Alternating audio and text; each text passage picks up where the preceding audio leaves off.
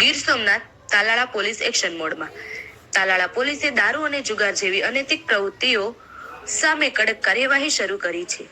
આ અંતર્ગત ઉમરેઠી હિરણ 2 ડેમ પાસે જુગાર રમતા વેરાવળના 6 શખ્સોને ઝડપી પાડવામાં આવ્યા હતા. આ ઉપરાંત ગુંદણ ગામેથી વિદેશી દારૂના જથ્થા સાથે એક યુવાનની પણ ધરપકડ કરવામાં આવી છે. તાલાળા ઇન્ચાર્જ પીઆઈ એબી ગોહિલની સૂચનાથી પોલીસ ટીમે કાર્યવાહી કરી હતી.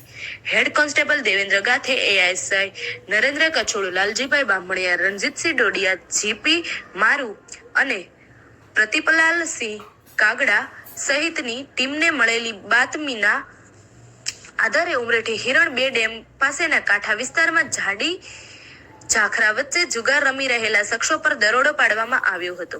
પોલીસે ગફર રહીમભાઈ ચાંચિયા, કુરબાનભાઈ હુસેનભાઈ જરીવાલા, ઇકબાલભાઈ ઈસાભાઈ ખલીફા, અબ્દુલ ગફાર ગનીભાઈ ચાવડા, અલારખાભાઈ ગુલામ હુસેન પટણી અને રજાક સીદીભાઈ સોરઠિયા તમામ રહે વેરાવળ ને જુગાર રમતા ઝડપી પાડ્યા હતા. તેમની પાસેથી જુગારનું સાહિત્ય અને રોકડા 10,390 જપ્ત કરવામાં આવ્યા હતા. અન્ય એક કાર્યવાહીમાં જાંબુરગીર ગામે નગારચી પીર બાબાની દરગાહમાં ઉર્ષ શરીફના બંદોબસ્ત દરમિયાન પેટ્રોલિંગ કરી રહેલી તાળા પોલીસે ગુંદરણ ગીર સામેથી બાતમી મળી હતી.